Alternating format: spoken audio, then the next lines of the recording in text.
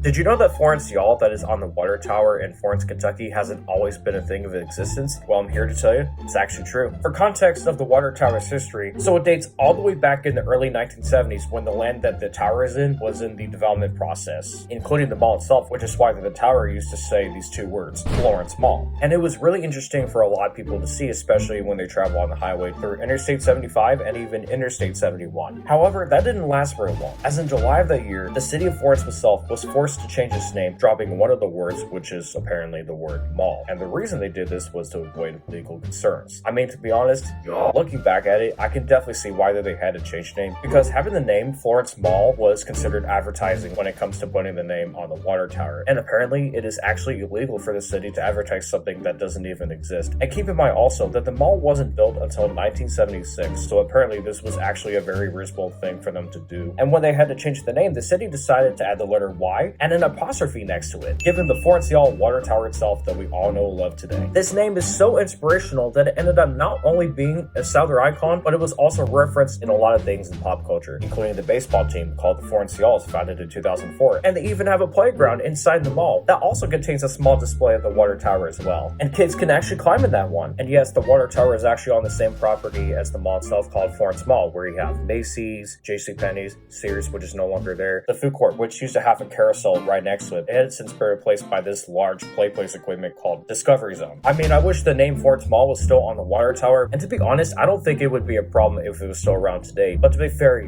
since everybody loves the name Florence Y'all, I don't think the water tower is ever going to go back to where it was when it was first built. So hey, just be grateful with it, y'all.